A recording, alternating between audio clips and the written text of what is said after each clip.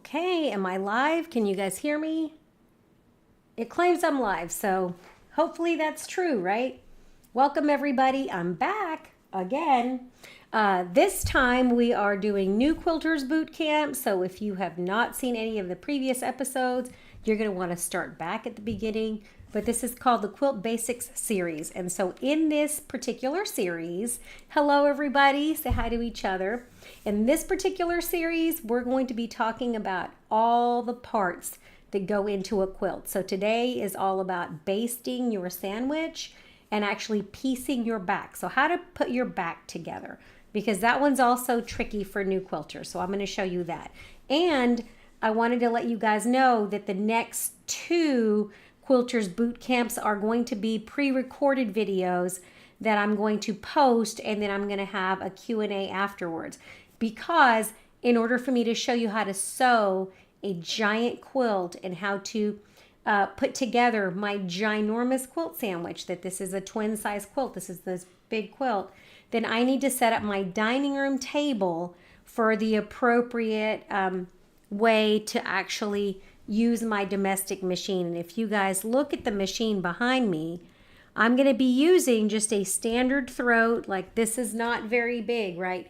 Most people don't have a giant throat, but I'm going to show you how to get a twin size quilt through a standard domestic machine. So that's what I'm going to be doing. Hi, my friends. So today I'm talking about basting your sandwich. I'm going to show you how to glue baste something, and we're going to be piecing a back. So that's what I'm getting ready to show you. I hope you're ready. Let me know if you have any questions. I will pause every so often and read what's in the chat. Also, if you have not pulled any of the handouts for this particular series, I've linked that in the chat up at the top. It says where all the handouts are. There's no handout today. Okay, so let me show you what I've got. So a quilt is not a quilt if it's not a quilt sandwich. And so that is literally the definition of a quilt, is the layering of the 3 layers, usually with batting in the middle. So let me just show you what I've got. Let me pull this camera up so you guys can get a better view of my workspace. All right, so you guys have my workspace here, and let me move this out of the way. Look, I've got I spilled a little bit of starch earlier. I guess we need to clean that up eventually, probably later. All right, so for this demo, I'm going to be, this part of the demo, I'm going to be using a placemat that I made for Thanksgiving. So I just took some jelly roll squares. I literally just sewed 2.5-inch squares together. I drew the shape of a pumpkin on a piece of paper, and I pinned it to my little grid of fabric I had made, and I cut this pumpkin shape, and then I just stitched it down. You can see nothing fancy. I turned the edge under, right, because I didn't want it raw, so I want to be able to wash it. And it's literally just leftover jelly roll scraps. And these are even leftover jelly roll scraps. I didn't even have enough for a top, which is fine. I was like, you know what, I'm just going to make this for my end table, this little mug rug placemat. So I'm going to show you how to baste this. And these are literally all of my leftover fabrics. So let me show you how to do this. So the first thing that you're going to do whenever you baste a quilt sandwich, let me raise this up even more, is you're going to have a backing that is at least 3 inches or 3 or 4 inches bigger all the way around the piece you're working with, okay? So let me show you how that goes. So the first thing that you want to do is you want to press the heck out of your backing piece. And this one's been pressed and lightly starched, but it was in my lap, so I just wrinkled it. So lightly starched and not too heavy, right? And you're going to want to spread out onto a space that's big enough for you to work. In my case, my dining room table is where I work, or I put 2 folding tables in the garage, or I put 2 folding tables in the basement when it's too cold. But when I baste a large quilt, you want a space where you can lay your quilt out. And you're going to start by smoothing your back as much as you can. You can tape it to your surface, to your work surface. And you're going to put the wrong side of your fabric facing up. So pretty side down. The pretty side goes away from you, and then this goes up so that you end up with a beautiful quilt sandwich. The next thing that you're going to do when you have a quilt sandwich is you're going to layer the batting, right? My favorite batting, for those of you who've known me for a while, I like thin cotton batting. So as you can see how thin that cotton batting is, but you can use whatever batting you want. The thicker the batting, the more dimension it gives to your stuff. But I like a thin cotton batting, especially with mug rugs or placemats, because it leaves a nice flat finished piece. But some of my favorite quilt batting is like 80-20. I like Hobbs 80-20. I like Fairfield.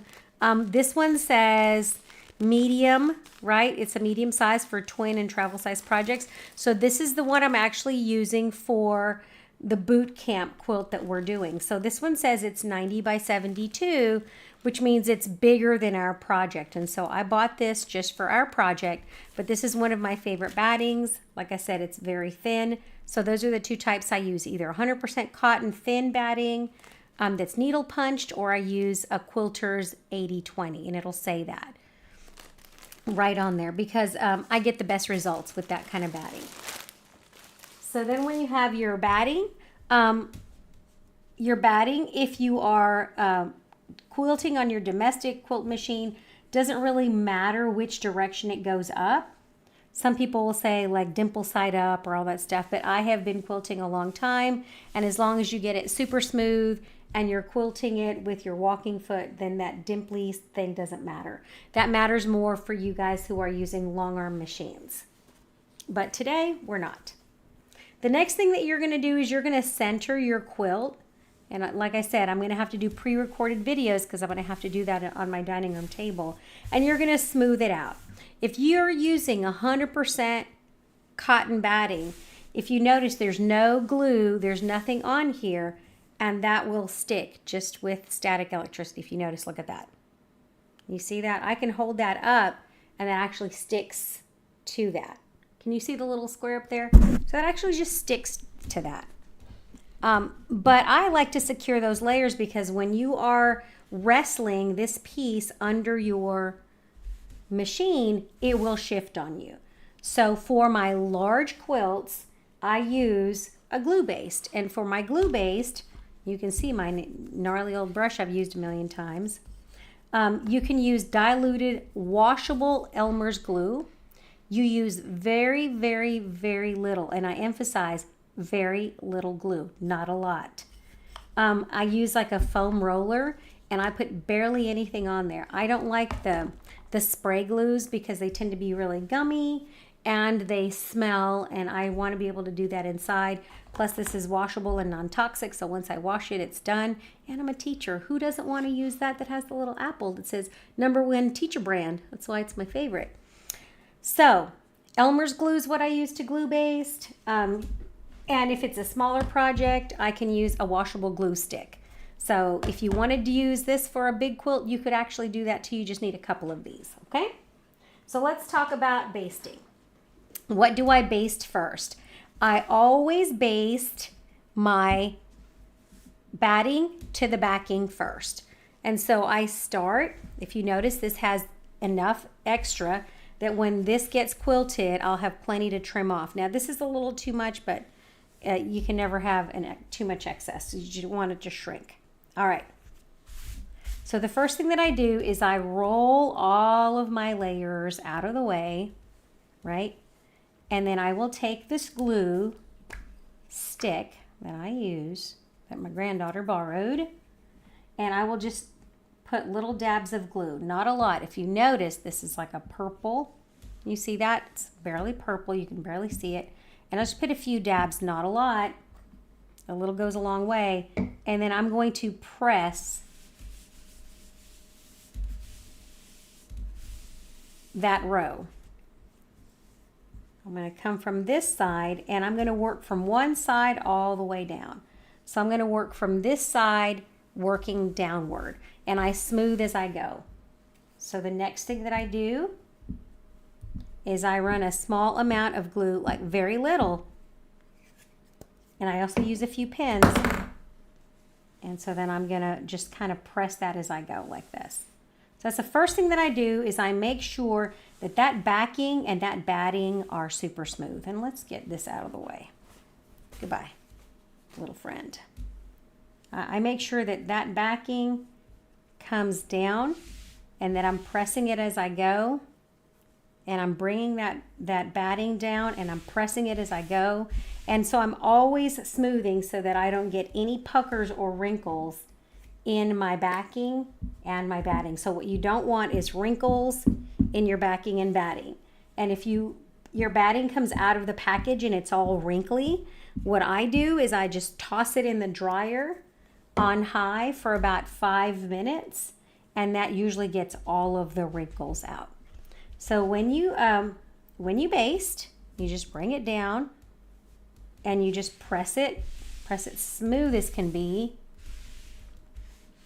And then you're ready to glue the next little bit. And like I said, you're just barely getting anything on there.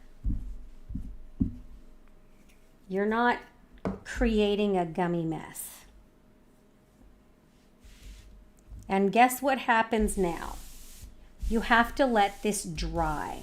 So once I get that good and smooth, I'm gonna let this dry completely. And guess what? If you mess up and you get puckers or wrinkles in it, this is washable. You can take a spray bottle, you can release that glue, and you can release that batting and you're fine. But I always flip it once I've basted it, and then I just push any wrinkles I have out of the way. Now you say, how do I do that with a large quilt? Well, I do that with pool noodles. And so you're gonna see that. I'm gonna post a video of a lady doing pool noodles, and then I'm gonna show you my method when I do the pre-recorded video that I'm gonna post next week. So next week you'll get a pre-recorded video of me doing this entire process with my large quilt in my dining room, because this is a lot in this small space I have in here. So once I get that back good and smooth, now I'm ready to put my top on it. And so I do that to where I'm ready to put the quilt top down. And I start the same way. You can either start from the top to the bottom or from the left to the right, but you're gonna go in some kind of order that allows you to start on one end and then go to the other side. In this case, I'm just gonna go from left to right. So I'm gonna glue this section down right here. And I'm just gonna put small bits, like look, do you see that? Like I'm barely putting glue on there. It's not supposed to be like a school project where you're rubbing it. You're just barely putting enough glue on there like this in little spaces that it's gonna keep those pieces from shifting around when you're working on your machine. And you smooth it. Whenever you're doing a quilt sandwich, you just smooth, smooth, smooth with your hands. All right.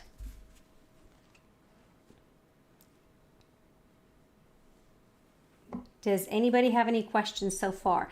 If you find that putting glue on the batting leaves a lot of fuzz on your glue stick, you can always put little just bits of glue straight onto your cotton fabric, and that works okay too. So either way. And so I'm just going to roll my hand under there and I'm going to smooth it as I go. So you're going to want to use either a pool noodle method or another method where you can just smooth as you go. That way you're not getting any wrinkles, any bubbles, or any puckering in any of your pieces, because that's the key to having a nice quilt, smooth quilt sandwich, is making sure that you don't have all of that in there. And like I said, if your quilt batting has a lot of wrinkles when you get it out of the package, which it has big creases, you're going to want to definitely throw that in the dryer. And so I'm just taking this and I'm just giving it just enough glue to stick, but not enough glue to make a mess of my machine, because nobody wants to ruin their beautiful machines and their needles with a bunch of gooey glue. All right, everybody, tell everybody where you're from. How many of you use the Elmer's glue method for basting? There we go. And so now my glued sandwich is pretty smooth. So the next thing that I'm going to do now that my sandwich is smooth is I'm going to go ahead and press that entire sandwich. So on my dining room table, I have a giant wool square that I ordered online, and it's actually a saddle pad for a horse, and it's 30 inches by 30 inches, and it works great. And so what I do is I just take it, and then we're going to press it. So let me heat up my iron. Because I turned it off.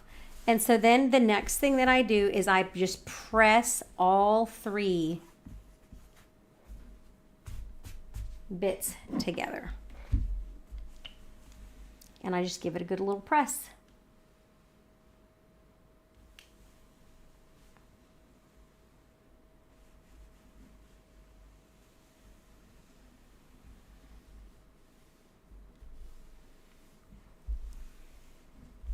Oh, you want to see me make the pumpkin? Sure, I can show you guys how I made the pumpkin.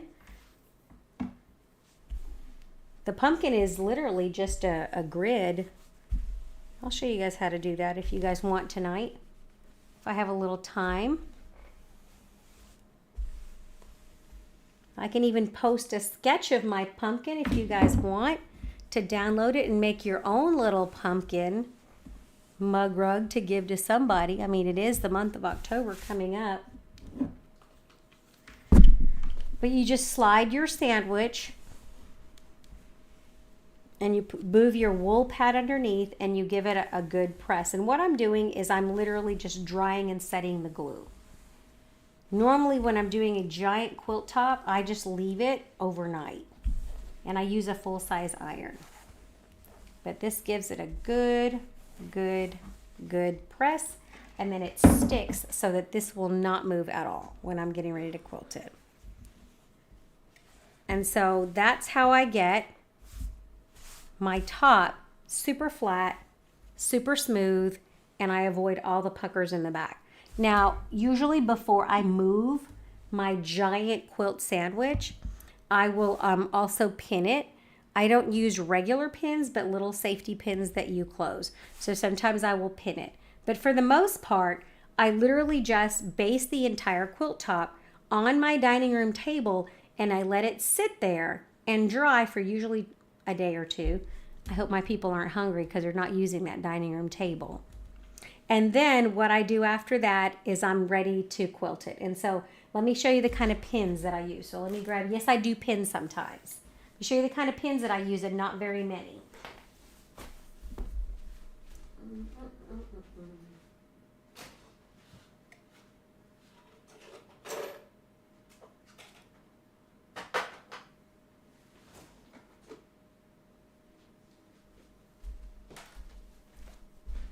I use regular chrome safety pins like this. Have you guys seen those? They sell curved ones, but you don't have to.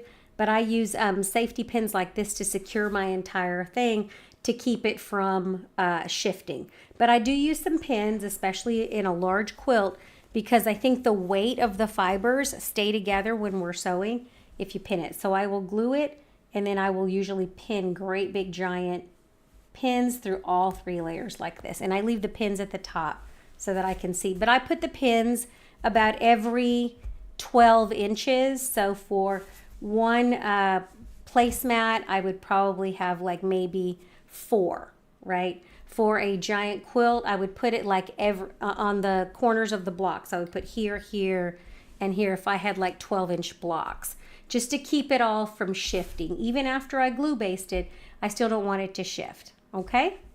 So that's how I make my quilt sandwich. And like I said, you're going to see pre-recorded videos the next 2 sessions because I can't really show you in this small space that I have right here how to do the giant machine, the giant quilt through this domestic machine. And you're going to see me do that.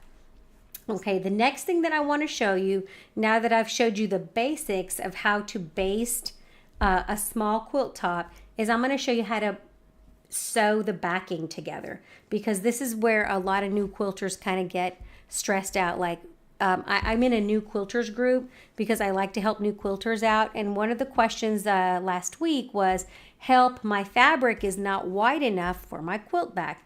It's only, 40 inches, but my quilt is 60. And so this is the dilemma that most quilters have. Unless you buy a wide back, you're going to have fabric that needs to be pieced together. And let me show you that process, okay? And now that this is ready to be quilted, I'm just gonna roll it up. And I usually roll my sandwiches when they're ready to go. If I need to use the dining room table because the adults in the house wanna eat, then I have to roll my stuff out of the way. And so I just kind of gently roll a giant quilt, and I put away my ginormously basted quilt sandwiches like this, and then they're ready to go. And that's normally how I do it.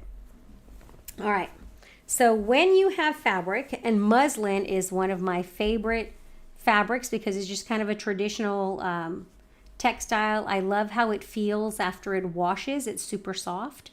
So then the underside of your quilt tends to be really, really soft and fluffy.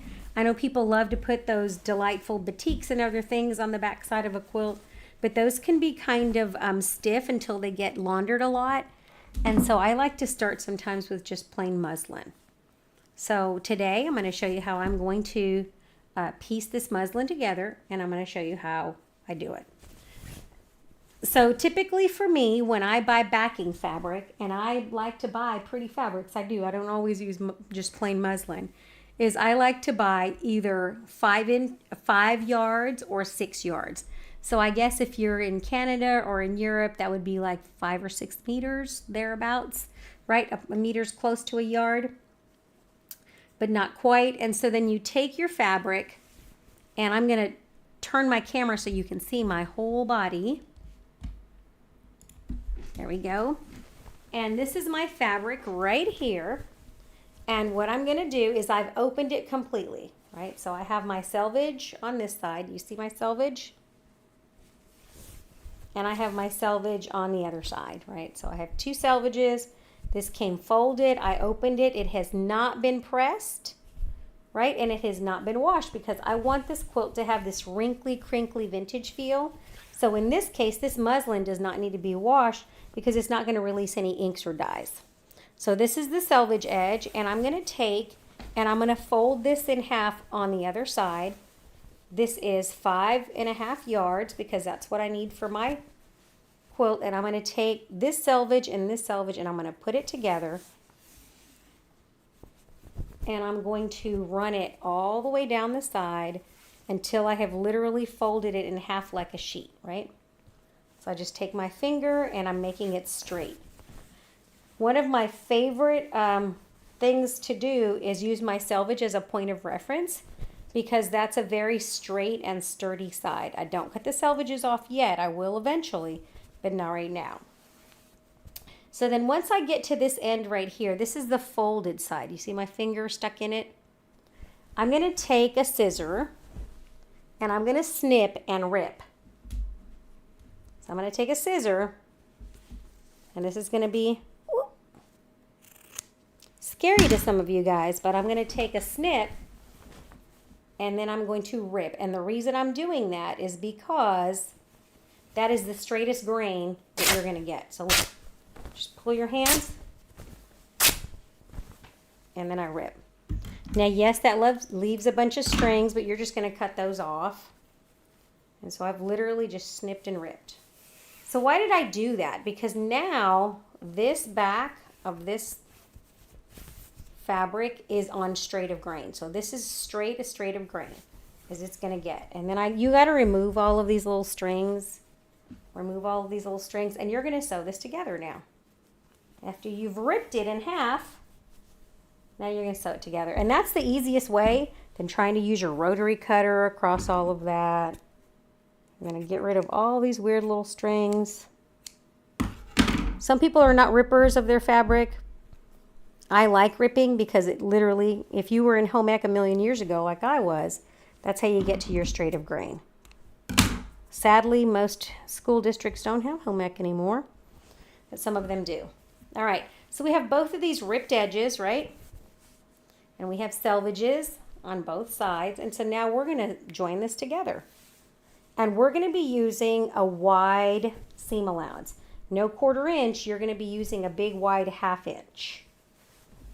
So you just get big. It's like wrestling a bear, and you're going to drop it in your lap, right? And you're going to start over here. And I do put a couple of pins in here just to kind of keep it straight. And let me show you my thing here. Just to kind of keep it straight, I'm going to lay that corner. See that selvage, that furry selvage? That's the other side. This particular fabric came with a furry selvage. It looks like a fringe. Look at it. So I'm going to put those furry selvages together on the inside, and I'm going to cut those off. Make sure that you're putting right sides together when you do this. So pretty side to pretty side. I'm going to line up these selvages. And so now I'm lining up on a 90-degree angle, and I know that when this backing gets laid down on the ground and I attach my batting and I attach my quilt top to it, that I'll be able to have that seam nice and straight so that my seam doesn't go crooked, okay?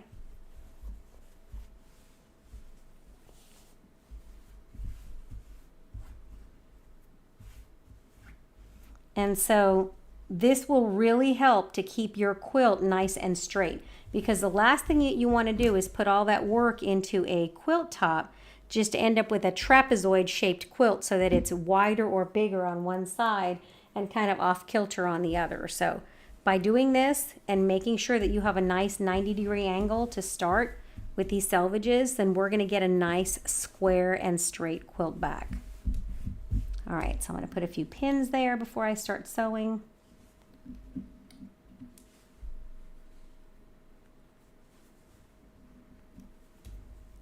Not very many. Be careful not to put pins in your mouth. That's a vintage thing to do. Us quilting seniors, we do that. Seems dangerous to other people, but I only do that when I'm sitting. Don't do that when you're standing. And try not to talk with pins in your mouth. The last thing you need to do is swallow a pin.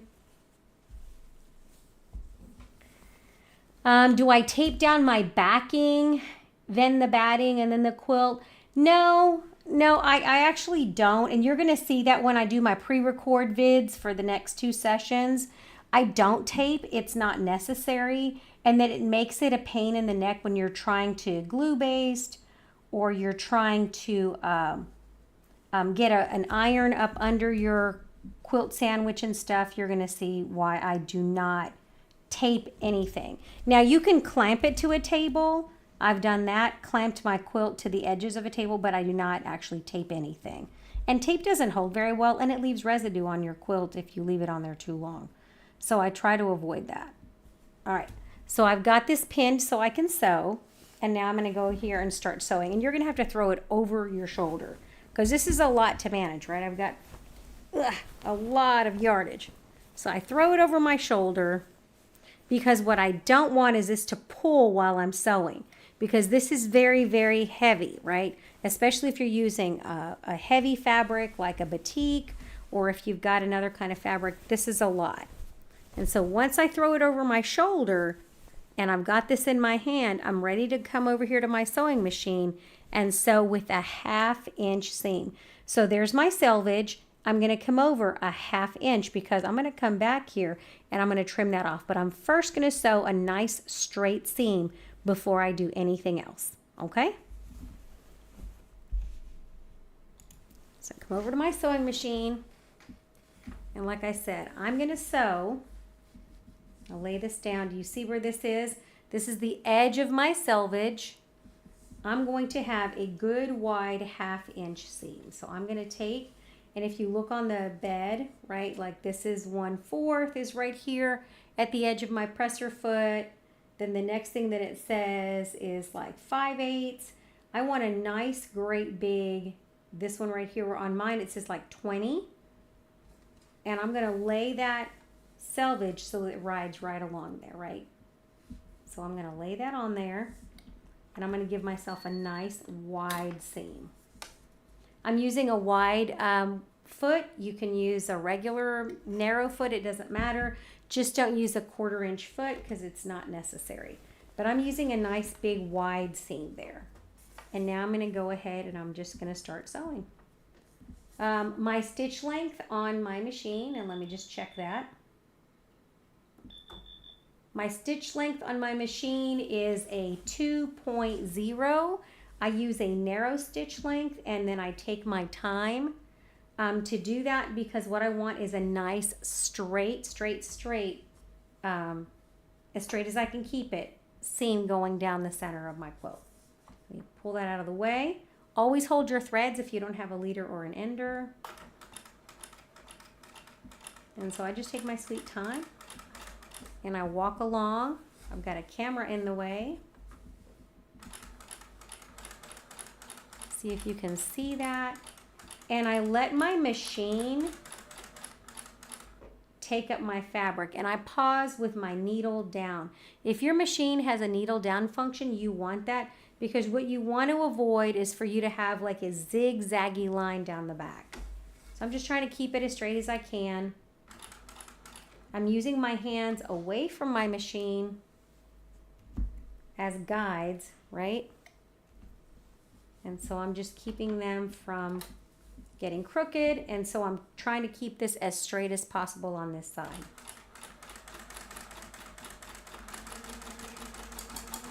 And take your time, don't be in a hurry. Like some people sew these like they're speed racer, and that's fine.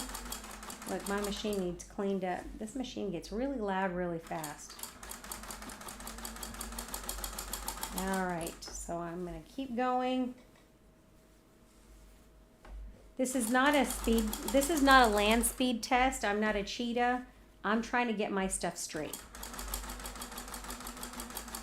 Try not to push or shift your hands a lot. Like I said, needle down, adjust that, and then you're wrestling with your bear, right? You're going right through there. Does anybody have any questions so far?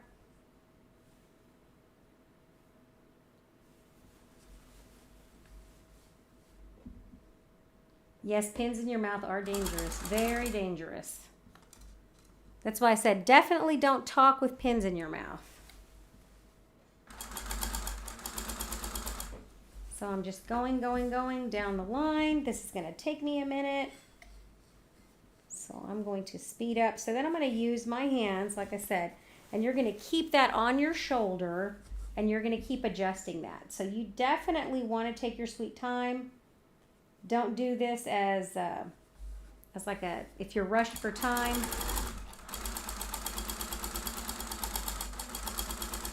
So mine is just going to keep going.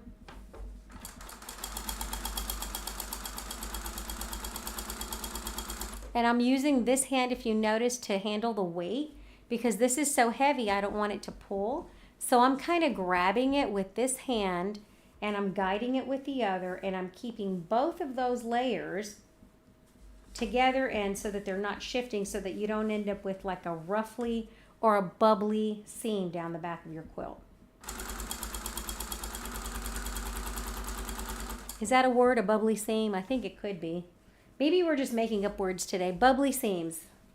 We don't want ripply or wavy seams. That's a quilting technical term, bubbly seams. We don't want those. All right. Yes, it takes time. And you're just gonna keep it, like I said, as straight as possible. You may have to stop, like I'm doing now, and untangle yourself. If you're having hot flashes, here I'm going to show you my 2-camera view. Can you guys see me there? If you guys are having hot flashes, be careful, but I stop, and then I'm making sure that this entirety of this doesn't get tangly, because it can get tangly on you. Now, some people will take all of this and pin the entire thing before they sew it together, but I don't. I just pin the beginning. I make sure that it's straight, and then as I go, I make sure that these are nice and even, like that. then you can pin again, and then I will drop that on my shoulder, just like that. So if you're having a hot flash or you need to turn a fan on, you need to do whatever you need to do to survive, girls, because it's hot out there. It's a hot world. So let me make sure that it's ready. You raise the presser foot. Do not bend your needle. You can break a needle doing this because the weight from the fabric can pull while you're sewing. And if you have a foot that's a single plate foot that only has a single hole, what you can do is you can end up with the needle breaking because it hits either the foot or it hits the striker plate. So be careful when you're doing this so that you don't end up breaking a needle. So that's why I use a big wide, a big open toe foot, and I use my zigzag plate because that keeps my needle from bowing when it's getting tension from the fabric. And so there I am wrestling with the bear, and you just keep pushing. And let me take a second to finish that up. Can you guys see what I'm doing?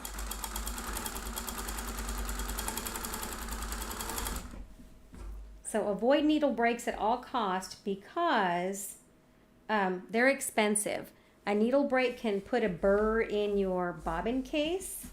A broken needle can damage the rotary hook, and then you're on the hook for a lot of money for a machine. Okay, so you guys can see what I'm doing, and I'm going to do that all the way down to the bottom of my piece. But I'm going to pause right here so I can show you what it looks like when I press it open. Okay, so once you've sewn your entire back together, you make sure that it's nice and smooth, right? That you have a nice, good seam with no skipped stitches, and it doesn't look like it is. It doesn't look like it's puckered or anything, so that looks like a really good seam to me. I've inspected it. So now I'm going to trim off that selvage nice and even, right? I'm going to leave some fabric on there, but I'm going to trim that selvage off. And then I press my back seam open. It's one of the few times that I do press it open because I don't want that back seam to be a big lump in the middle of my quilt. So let me show you what that looks like really quick, okay?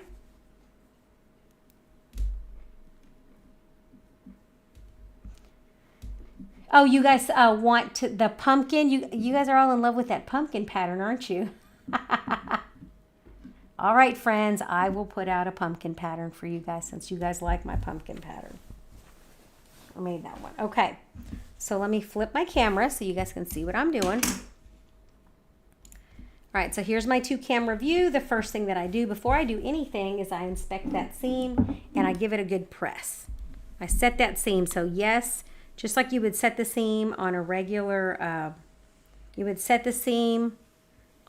quilt block, you're going to do the same thing for that back seam that goes in between your two pieces for your pieced backing. All right, so once you set that seam, you can peel that seam open. And the easiest thing to do is literally just take your fingers and peel them open, right? And I just check my seam, see how wide it is, how straight it is. I don't have any crazy wobbles. You see that seam? Can you guys see how straight that seam is? That's pretty straight. So now that means I'm ready to trim that. So I just use a regular rotary cutter and a ruler for this part. Wrestle with my bear. And this is a lot, so I'm going to throw that on my shoulder. And then I would take this back over to my dining room table where I have a giant one of these. And I would just lay a ruler, and it could be any ruler that's easy to manage. And you're going to take and you're going to put an even seam allowance. So there's my selvage. I don't want any of that selvage in there. I'm going to use the 1/2 inch line. So this is a 1/4 inch on this side. This is a 1/2 inch line. I'm going to lay that right on the stitching, and I'm going to give myself a nice even 1/2 inch. And you can line up that. There's my stitch line. You can't see it because it's ivory. I'm going to trim that off.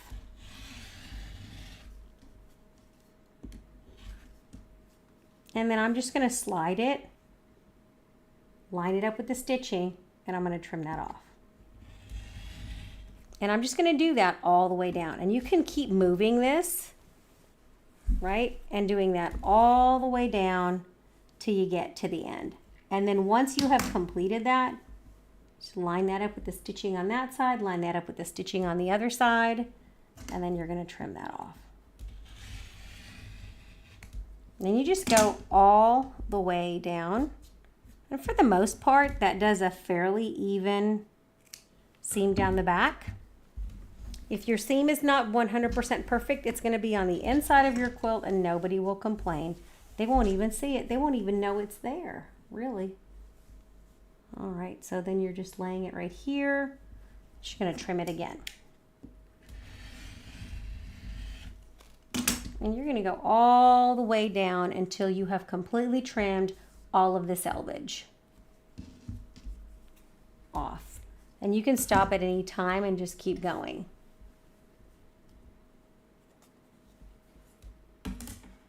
Oh yes, this is what I use for my quilt sandwich right here. Is Elmer's glue or Elmer's washable glue stick. So we're going to be talking about that in the next thing. Like what are the different things you can use. So once you have it, you're going to press it and you're going to press that open. So you're going to take that seam, right? It's a nice strong seam because you just a short stitch length, and you're going to press that entire thing open. And honestly, most people, if you notice, I just did that with my fingernail. You can actually press the entire seam with your wool mat and a fingernail. You don't even need an iron to get that to lay flat. So I lay my wool mat. And if your fabric has been lightly starched, you're going to take it. You could do this while you're watching TV. You could pretend to be watching football. Maybe you're not. And look, you can take your finger and that seam will lay almost flat. And so I'm just pushing it out. I'm bringing that seam with my fingers and I'm running my finger across there. And that seam is laying really, really, really flat. At this point, I could press it if I wanted to, which I do. And if you have a handy dandy clapper, you could lay, oops, don't wrinkle it. You could lay a handy dandy clapper on that. So what happens if you stretch a bias? I just stretched a bias. You just press it again.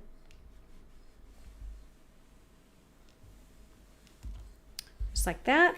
You lay a clapper on it and you let it cool and you just keep moving all the way down, all the way down.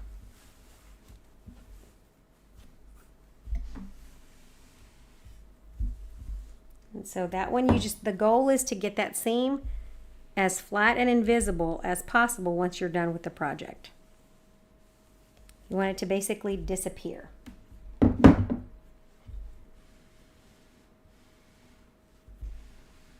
If you do a good job with your seam and your seam is nice and flat, then what happens on the other side when you flip it is you can barely see it. And so once this is done, do you see that? Other than the haloing, if I lower my camera and I'll show you, you can barely see where these two pieces of fabric are joined together. Do you see that?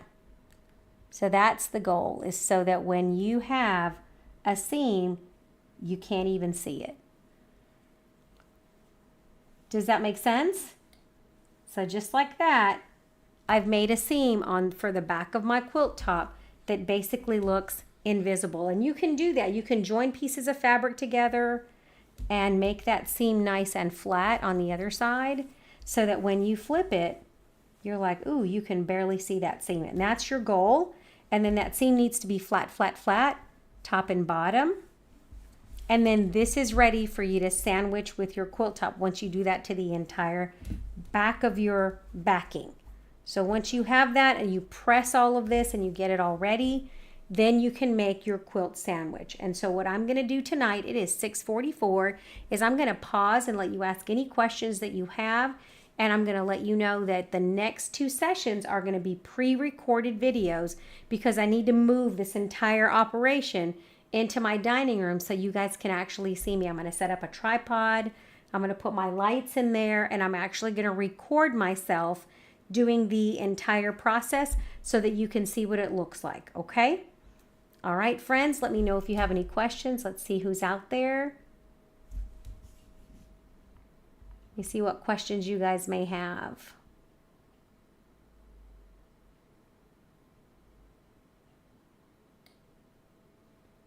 Yes, Veronica, you use the needle chart. Absolutely. Let me see what other questions people have out there.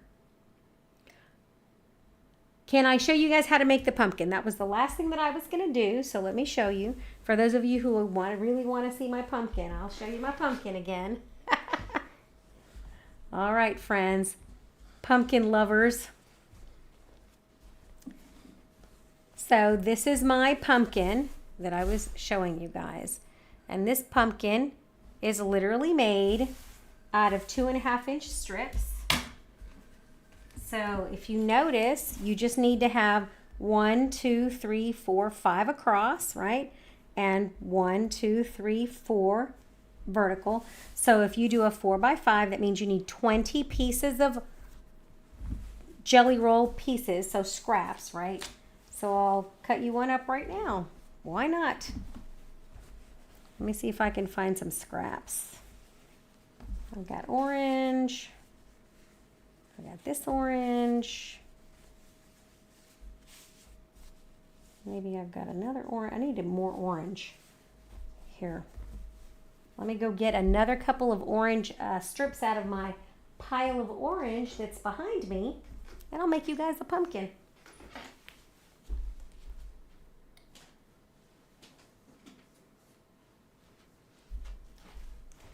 Let's see. Look at all my orange scraps here. I'll use that one, that one, that one. We're just going to throw all the oranges in there, huh? What do you guys think? You guys wanted it. I'm going to show you how to do it really fast. All right, so I'm going to show you guys really quick. The pumpkin is just, you set up my correct foot on here, that's fine. Let me turn it to my 1/4 inch. And I'm going to sew these together. To make the pumpkin, you're literally just going to cut or sew a bunch of little 2.5-inch squares. So let me move all this stuff out of the way.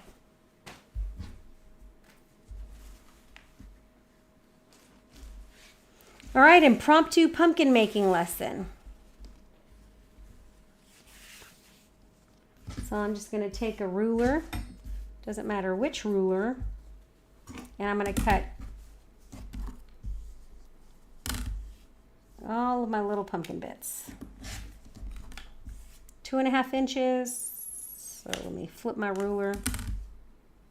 So I'm getting 2.5-inch squares. When you cut, make sure that you're marking that at a 90 degree, just like that.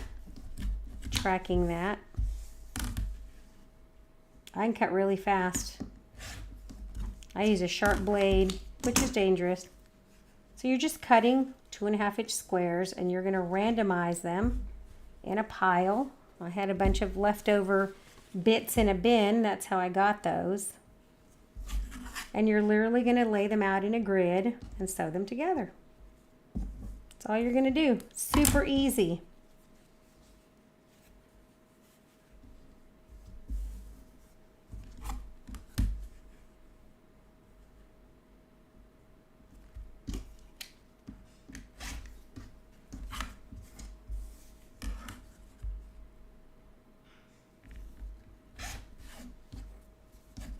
I bet you guys love cutting hundreds of little squares, said no one ever. I don't know, some people find it relaxing. Do you guys like cutting out millions of little squares?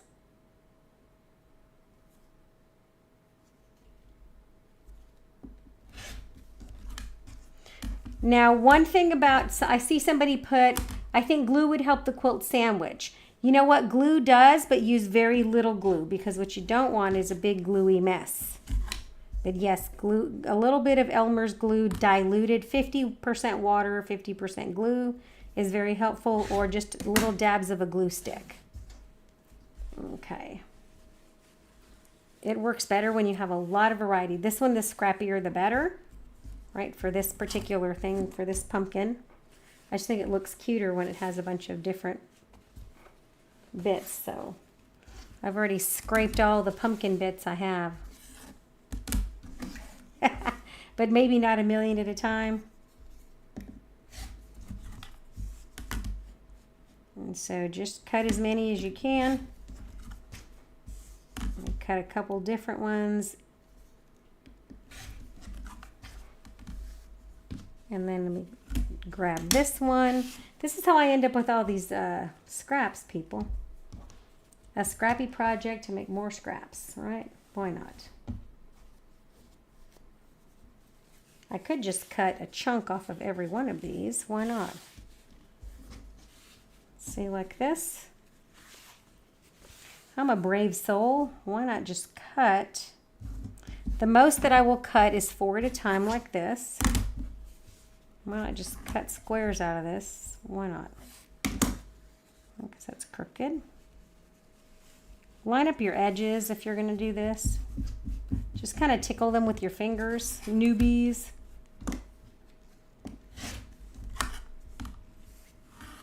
And then I just line them up with 2 sides. Always line up on 2 sides. That way you don't end up with crookedy pieces. All right. Here's another color of orange. Why not? And here's another color of orange.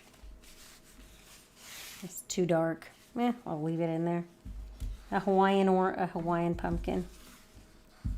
Maybe not. I changed my mind. Nobody wants a Hawaiian pumpkin. Well, maybe Hawaiians want Hawaiian pumpkins. But I don't want that fabric in my pumpkin for now. All right, so once you have all of your bits,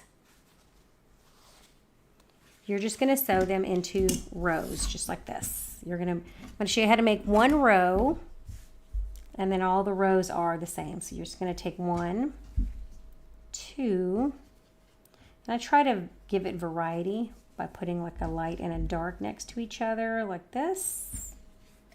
And maybe followed by a medium, maybe a different color.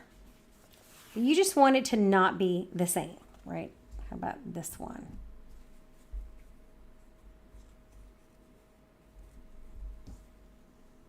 Like that in between. So what I want is I want to be able to actually see kind of like a grid. So there's 4, right? 4 tall and 5 across. So I'm going to go 1, 2, 3, 4. Change some scale there. And I'm actually just making like a big rectangle full of squares, right? Then maybe this one can go here in between. I'll add this thing that looks like a sun next to it. Maybe that one. This one down here.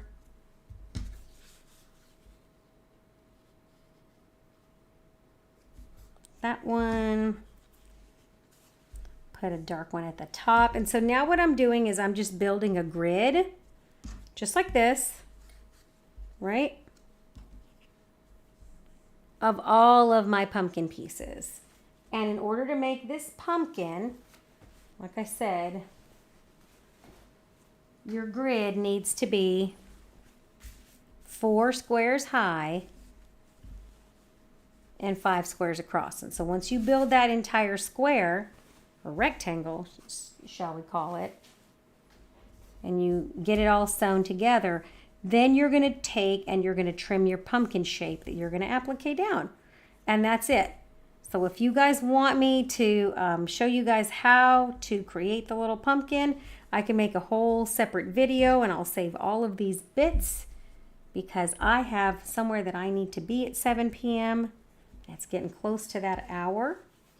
But I will show you guys how to put all of these bits together so that you have your own little grid of pumpkin pieces. And by the way, if you ever don't like one side of the fabric, try using the other. That one looks cool. So we're going to make it like that. Nobody said you just have to use one side of the fabric. You paid for both sides, so use both of them. All right. So that's how you put it together, and then you just sew it together in rows, right? 1, 2, 3, 4, and then you go 1, 2, 3, 4, 5. So that would be my grid. Let me finish a couple more pieces and fill it in. And then that's how I would get ready to create my pumpkin. Does that make sense? I would just sew a grid, and then from there I would cut all my bits. So you want a whole video, Pam? Okay, friends, since you guys are in love with my little pumpkin, I will make an entire video and I will give you guys my template. You guys are going to see my hand sketched pumpkin. All right, friends, it's time for me to get off of here. If you have any questions, please put them down in the comments.